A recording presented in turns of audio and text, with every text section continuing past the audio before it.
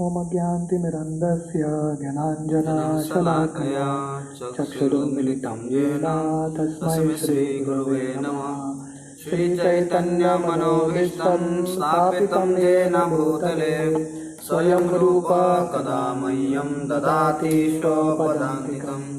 वन्देऽहं श्रीगुरो श्रीयुताः पदकमलं श्रीगुरो वैष्णवांश्च श्रीरूपं साग्रजातां सहगना रघुनाथान्वितं तं सजीवं साद्वैतं सावधूतं परिजनासहितं कृष्णचैतन्यदेवं श्रीराधा कृष्णपादान् सहगना ललिता श्रीविशाखान्वितं च नमो विष्णुपादाय कृष्णपृष्ठाय भूतले श्रीमते भक्तिवेदांत स्वामीति नामिने।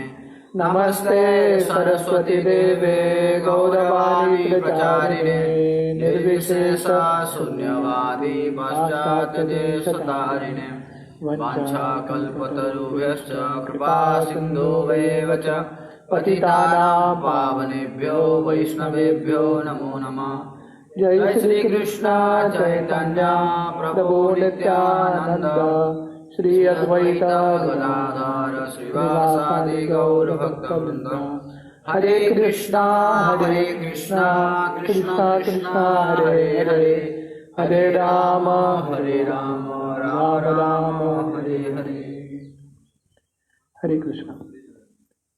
तो कल शाम को हमने टेक्स्ट 36 पढ़ा था। कुर्वाणा यत्र कर्माणि भगवत चिकित्सया सकृत गृह्णन्ति गुणनामानि कृष्णस्या अनुस्मरन्ति च। तो नारद मुनि यहाँ पे व्यासदेव को बता रहे हैं कि जब हम कार्य करते हैं, कार्य करते हुए हम जब भगवान को याद करते हैं तब हमारे ज़िंदगी का सक्सेस बनता है, सफल बनता है। तो हमने गीता का श्लोक देखा था, तस्मात् सर्वेषु कालेषु माम अनुस्मर युद्ध च मयि अर्पितो मनोबुद्धिर मामेवस्यसि असंशय। तो भगवान बोलते हैं हमको ज़िंदगी कैसे बिताना चाहिए, कार्य करते हुए हमको भगवान को याद करना चाहिए while doing our work।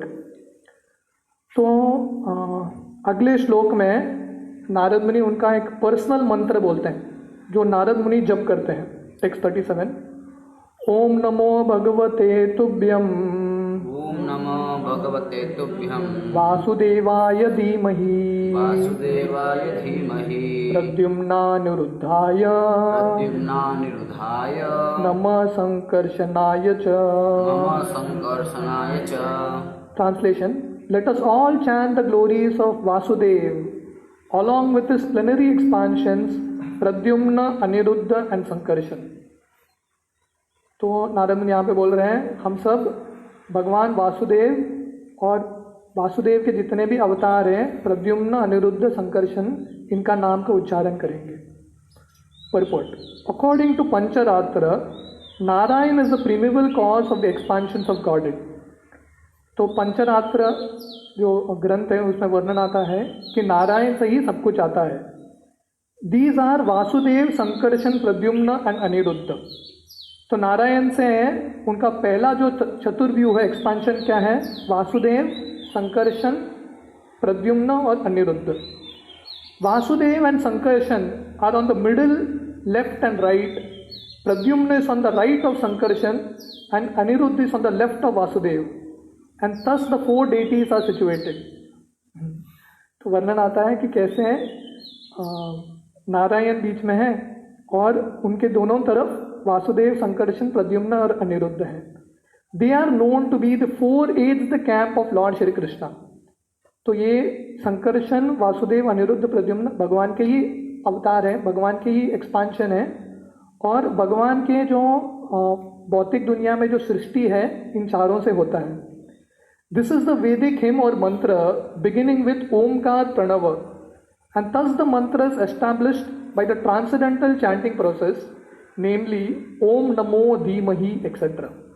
तो ये वैदिक मंत्र है टेक्स्ट 37, क्योंकि जो भी वैदिक मंत्र है शुरुआत कहाँ से होती है? ओम से होती है, ओमकार से।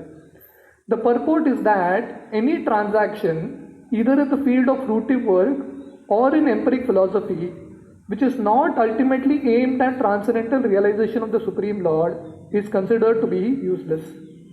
तो ये श्लोक का सार क्या है? जो भी हम कार्य कर रहे हैं, कर्म कर रहे हैं या ज्ञान के मार्ग में, कुछ भी मार्ग में है, पर अगर हम भगवान की प्राप्ति नहीं कर रहे, भगवान का साक्षात्कार नहीं हो रहा है, तो क्या है? श्रम एव ही केवलम, simply useless. Narada has therefore explained the nature of unalloyed devotional service by his personal experience in the development of intimacy between the Lord and the living entity by a gradual process of progressive devotional activities.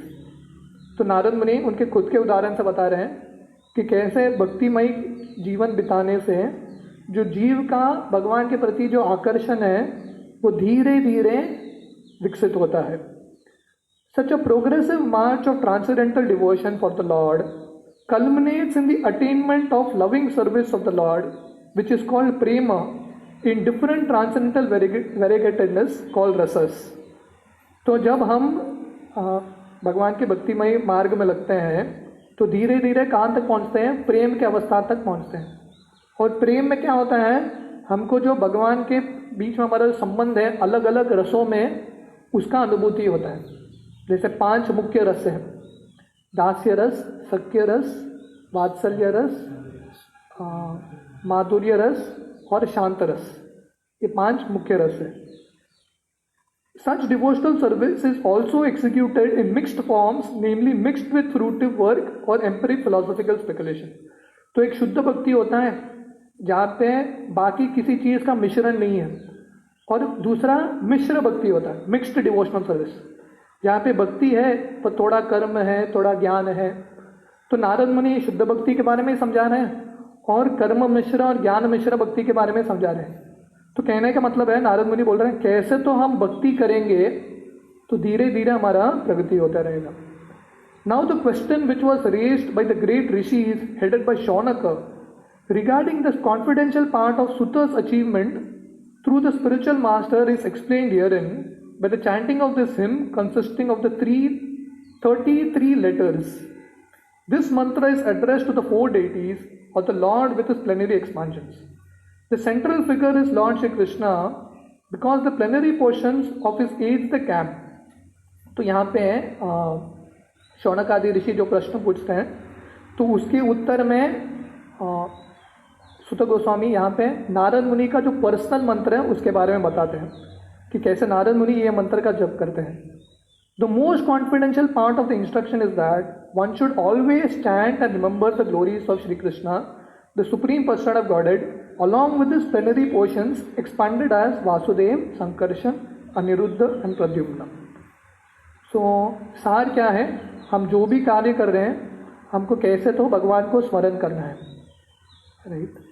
तस्मात् सर्वेषु कालेषु माम अनुस्मर युद्ध च समौ और the other येन केन प्रकारेण मन कृष्ण निवेशयेत.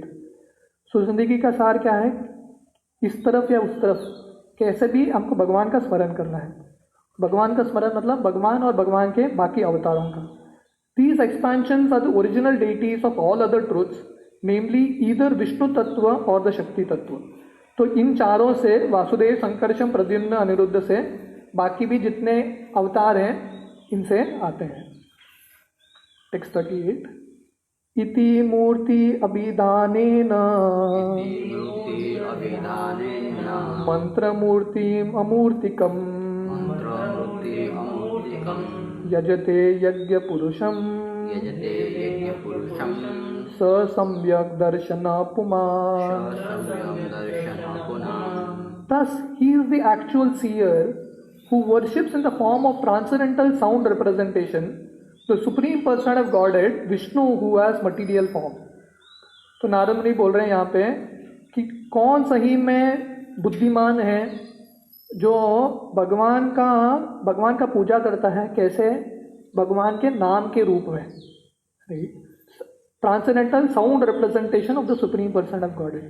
जो वही भगवान जो नाम के रूप में उनका पूजा करता है वो सबसे श्रेष्ठ है. Purport. Our present senses are all made of material elements and therefore they are imperfect in realizing the transcendental form of Lord Vishnu. तो हमारे जो इंद्रिय हैं भौतिक पदार्थों से बने हैं, इसलिए जो भगवान आध्यात्मिक हैं हमारी इंद्रियों से हम समझ नहीं सकते। अतः श्री कृष्ण नामादि न भवेद ग्राह्यम इंद्रिय, भगवान का जो नाम रूप गुण लीला है हमारी इंद्रियों से हम समझ नहीं सकते। He is therefore worshipped by sound representation via the transcendental method of chanting. इसलिए भगवान को समझना है तो क्या करना पड़ेगा, पहले भगवान के जो नाम है उसका उच्चारण करना पड़ेगा।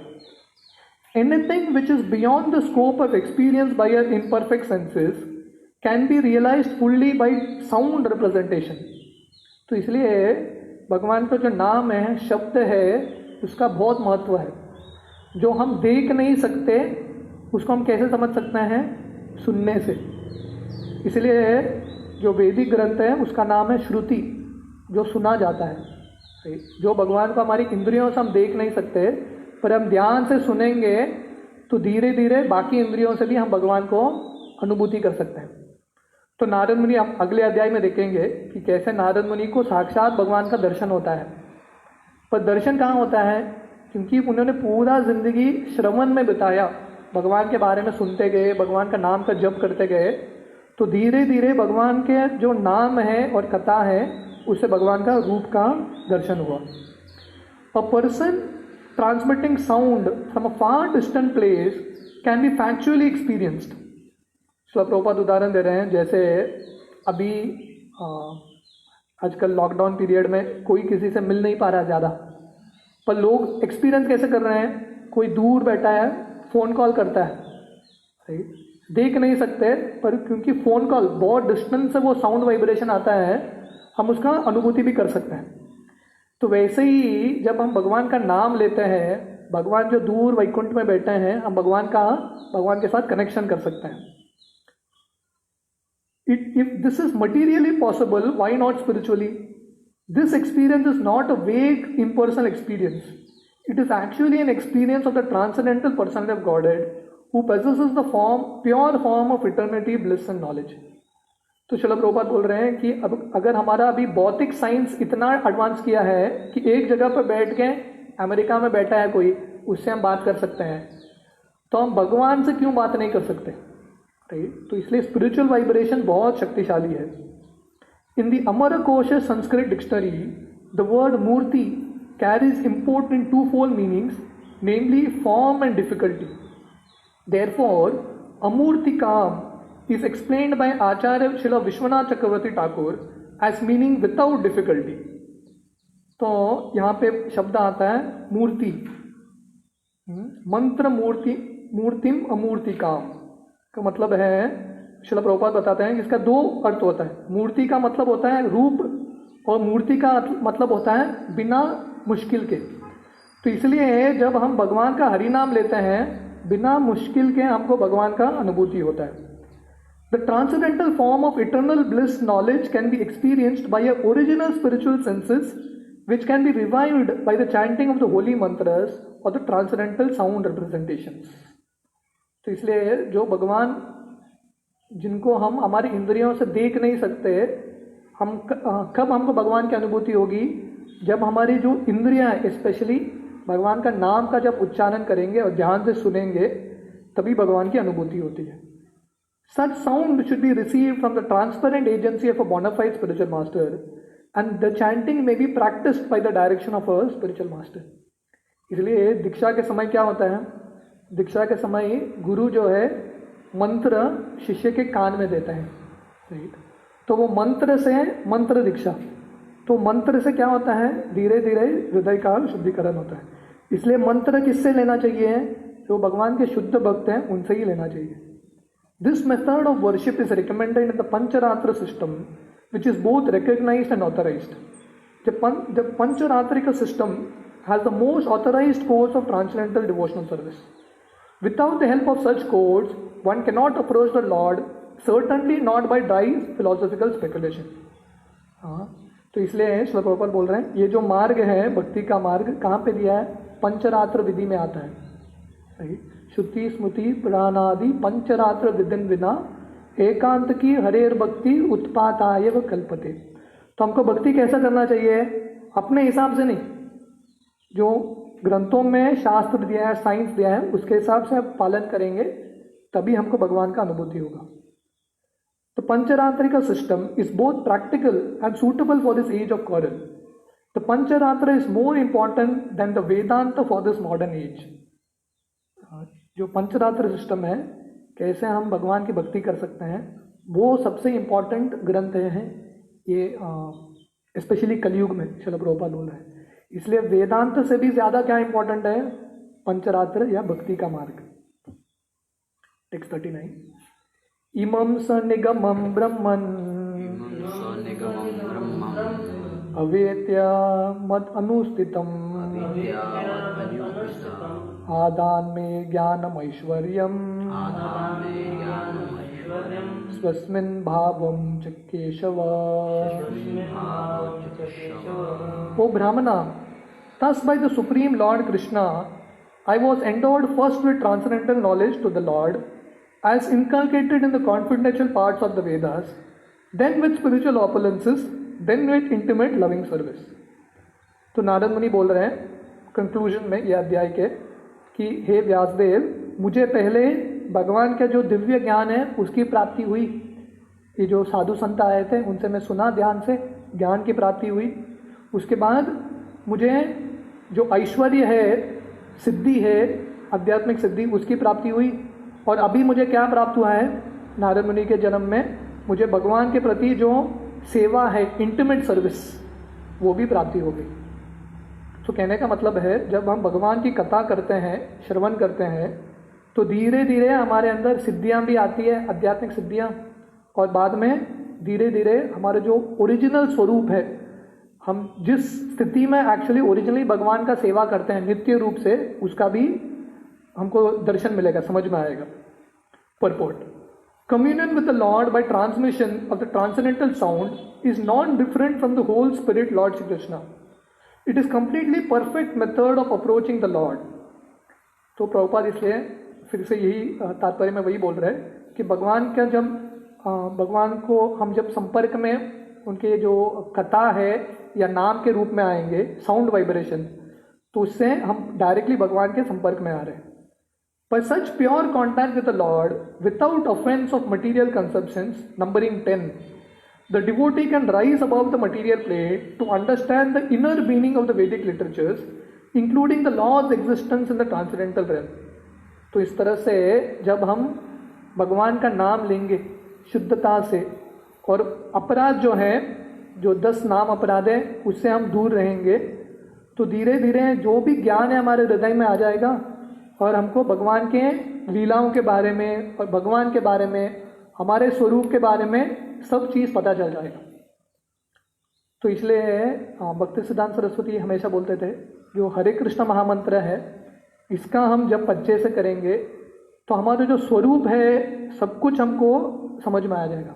अलग सा कुछ करने की जरूरत नहीं है, भगवान के हरि नाम में सब कुछ है। The Lord reveals His identity gradually to one who has unflinching faith both in the spiritual master and in the Lord. तो भगवान उनका जो आइडेंटिटी है, उनका जो स्वरूप है, किसके हृदय में प्रकाशित करते हैं? जो शिष्य के हृदय में भगवान के प्रति और उनके गुरु के प्रति आसक्ति है, निष्ठा है, ऐसे व्यक्ति को बहुत जल्दी भगवान का जो साइंस है, ज्ञान है, वो समझ में आ जाएगा। After this, the devotee is endowed with mystic opulences, which are 8 in number. And above all, the devotee is accepted in the confidential entourage of the Lord and is entrusted with specific service for the Lord through the agency of the spiritual master. तो इस तरह से भक्ति के मार्ग में चलते रहने से सिद्धि भी आता है, अलग अलग सिद्धि। भक्त सिद्धि की प्राप्ति नहीं करते, फिर भी सिद्धि अपने आप आ जाता है। ठीक, तो बिल्व मंगल ठाकुर बोलते हैं, जब कोई भक्ति का मार्ग स्वीकार करता है, मुक्ति, सिद्धि, भुक्ति, ये सब अपने आप खड़े हो जाते हैं, अलग सा प्रयास करने की जरूरत नहीं पड़ती। और फाइनली क्या मिलता है, ऐसे भक्तों को समझ में आता है कि उनका आध्यात्मिक जगत में क्या सेवा है भगवान के प्रति। शांत रस में, दास्य रस में, सत्य रस में, माधुर्य रस में, कौन से रस में सेवा है, समझ में आता है। A pure devotee is more interested in serving the Lord than in showing an exhibition of mystic powers dormant in him. तो भक्तों के अंदर बहुत सिद्धि है। लोगों को किन गुरुओं के प्रति लोगों का आकर्षण होता है, जो सिद्धि दिखाता है उनके प्रति आकर्षण हो जाता है कि नहीं। कोई राख पैदा करेगा कि कोई गोल्ड पैदा करेगा, लोगों को लगता है कि ये सिद्ध पुरुष है। पर जो भक्त है ऐसे सिद्धियों से भी ज़्यादा श्रेष्ठ है, पर भक्त सिद्धि दिखाते नहीं है। क्यों? क्योंकि उनका इंटरेस्ट इसमें है, भगवान की भक्ति में। Sri Narada has explained all these forms from his personal experience, and one can obtain all facilities which Sri Narada obtained by perfecting the chanting process of the sound representation of the Lord. इसलिए नारद मुनि को ये सब की अनुभूति हुई। नारद मुनि ऐसे ही जो कथा बता नहीं रहे, उनके खुद का अनुभूति बता रहे हैं। यहाँ पे हमारा भक्ति के मार्ग में विश्वास बढ़ाने के लिए नारद मुनि खुद का उदाहरण बता रहे हैं कि भगवान का हरिनाम करने से, भगवान का कथा सुनने से ये सब की प्राप्ति होगी। नारद को सिद्धि भी मिल गया। नारद का सिद्धि क्या है? वो जिधर चाहिए वहाँ पहुँच सकते हैं, दिव्य शरीर है, और भगवान के प्रति सेवा भी मिल गया। There is no bar for chanting this transcendental sound by anyone, provided it is received through Narada's representative coming down in the chain of disciplic succession और द परंपरा सिस्टम। तो इस तरह से कोई भी पात्र बात्र न देखी स्थाने स्थान, तो कोई भी कौन सा भी अवस्था में है, कौन सा भी उसका पोजीशन है, हर कोई भगवान का हरिनाम ले सकता है, और हर किसी को नारद जैसा जो सक्सेस है, सफलता है, वो भी प्राप्त हो सकता है। पर कंडीशन क्या है? जो परंपरा में आए हैं गुरु, उनसे ही हरिनाम स्वीकार करना है। तो finally the last verse, text 40, त्वम अपि अभद्र श्रुत विश्रुतम विभो संपायते येन विदां बुभूषितम् प्राप्याहि दुःखेर मुहुर अधिकतामनाम् संक्लेश निर्वाणम उष्णति नान्यता। Please therefore describe the Almighty Lord's activities which you have learned by your vast knowledge of Vedas, for that will satisfy the hankerings of the great learned men, and at the same time mitigate the miseries of the masses of common people who are always suffering from material pangs. Indeed, there is no way to get out of such miseries. तो नारद मुनि का व्यासदेव के प्रति जो उपदेश दे रहे हैं, उनका कंक्लूजन क्या है? नारद मुनि बोल रहे हैं, इसलिए मैंने अपना खुद का उदाहरण भी बताया, इसलिए आपको क्या करना चाहिए? हे व्यासदेव, आप भगवान के गुण के बारे में, कथा के बारे में पुस्तक लिखिए, श्रीमद् भागवतम लिखिए, क्योंकि आपके पास ऑलरेडी बहुत सारा ज्ञान है। ये करने से क्या होगा? जो बुद्धिमान लोग हैं, जो आध्यात्मिक लोग हैं, वो संतुष्ट हो जाएंगे, और जो जनरल पब्लिक है, जो बद्ध जीव है, जो ये भौतिक दुनिया में अलग अलग कष्ट में पड़े हैं, अलग अलग जो क्लेश हैं, उनसे पीड़ित हैं, इन लोगों का क्लेश का निवारण हो जाएगा। Indeed there is no other way to get out of such miseries.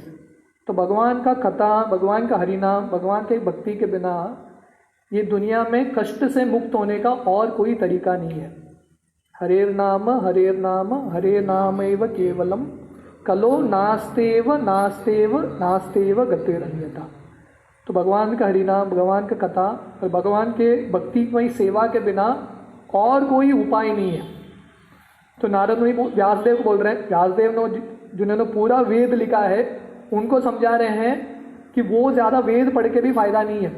आपको आप क्या करना है? ऐसा पुस्तक बताइए जो डायरेक्ट भगवान की कथा के बारे में बताता है, क्योंकि यही एकमात्र लोगों के दुखों का निवारण करेगा। Purport, Sri Narad Muni, from practical experience, definitely asserts that the prime solution of all problems of material work is to broadcast very widely the transcendental glories of the Supreme Lord. Sri Narad Muni अपने खुद के उदाहरण से बता रहे हैं कि दुनिया में जितने भी कष्ट है, उससे लोगों को मुक्त बनाना है, तो सबसे बड़ा हित कार्य कौन सा है? हमको भगवान का जो गुण है, लीला है, कथा है, सब जगह बांटना चाहिए, widely broadcast the glories of the transcendental supreme lord, right. तो इसलिए प्रचार का कार्य बहुत इंपॉर्टेंट है, राइट, क्योंकि इससे ही लोगों का दुख का निवारण होगा। The 4 classes of good men acknowledge the authority of the Almighty God, and therefore such good men, 1, when they are difficulty, 2, when they are in need of money, 3, when they are advanced in knowledge, and 4, when they are inquisitive to know more and more about God, intuitively take shelter of the Lord.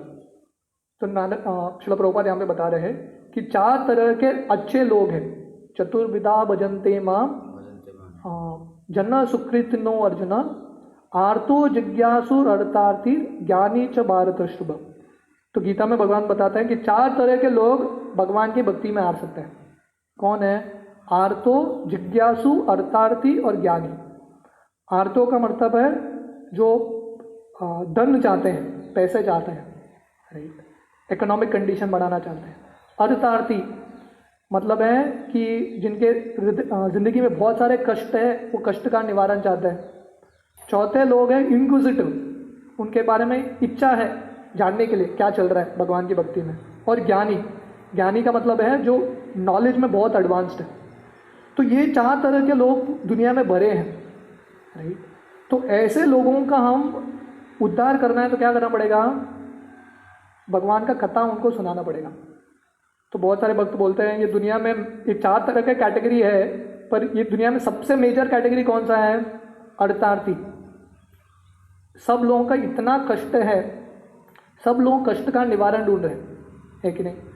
थोड़े लोग कष्ट का निवारण entertainment ढूंढते हैं, थोड़े लोग astrology में जाते हैं, थोड़े लोग अलग अलग गुरु के पास जाते हैं, ये करते हैं वो करते हैं, कष्ट का निवारण होगा। पर एक्चुअली कष्ट का निवारण कब होगा? जब हम भगवान की भक्ति करेंगे। Narad ji advises Vyasdev to broadcast the transcendental knowledge of God in terms of the vast Vedic knowledge which he had already attained. तो इसलिए नारद ने व्यासदेव बोल रहे हैं आप भगवान का गुणगान कीजिए अभी। As far as the bad men are concerned, they are also 4 in number. Those who are simply addicted to the mode of progressive fruitive work and are thus subjected to accompanying miseries. Second, those who are simply addicted to vicious work for sense satisfaction and so suffer the consequences. Third, those who are materially attached, very much advanced in knowledge, but suffer because they do not have the sense to acknowledge the authority of the Almighty God. And fourth, the class of men who are known as atheists and who are therefore purposeful hate the very name of God, although they are always in difficulty. तो यहाँ पे गीता में भगवान समझाते हैं कि 4 तरह के दुष्कृति, 4 तरह के बुरे लोग कौन हैं। पहला, जो लोग ये भौतिक दुनिया में भोग करना चाहते हैं, उनका रजोगुण की वजह से बहुत इच्छा है उनको भोग करने का। दूसरा है कि उन लोगों को सक्सेस चाहिए भौतिक दुनिया में, सक्सेस की प्राप्ति के लिए रुके रहते हैं। तीसरे हैं जो लोग अपने आप को ज्ञानी समझते हैं, वैज्ञानिक वगैरह, पर उनको भक्ति के बारे में, भगवान के बारे में कुछ नहीं करना है। और चौथा, जो पूरे तरह से नास्तिक है। इन चारों लोगों को भी हमको उद्धार करना है। Shri Narada ji advice Vyasadeva to describe the glories of the lord just to do good to all the 8 classes of men, both good and bad. तो अच्छे भी लोग हैं, बुरे भी लोग हैं। तो हमको दोनों का जिंदगी बदलना है तो क्या करना पड़ेगा? भगवान का जो गुण है, लीला है, कथा है, उन लोगों को प्रचार करना पड़ेगा। Srimad Bhagavatam is therefore not meant for any particular class of men or sect. It is for the sincere soul who wants his own welfare and peace of mind. इसलिए भागवतम किसके लिए है? हर व्यक्ति के लिए जो प्रामाणिक है और अपने जिंदगी को शांतिमयी सुखमयी बनाना चाहता है और दुनिया को भी शांतिमयी सुखमयी बनाना चाहता है, उनके लिए श्रीमद् भागवतम है। तो इसलिए व्यासदेव, नारद मुनि बहुत नम्रता से व्यासदेव को बोल रहे हैं कि आप भागवतम लिखिए ताकि लोगों का उद्धार हो जाए। तव कथामृतम तप्त जीवनम। तो भगवान का कथा करने से तो क्या होता है? जो लोगों का हृदय है, जो तप्त, जो तड़प रहा है, उसका निवारण हो जाएगा। हरे कृष्ण। किसी का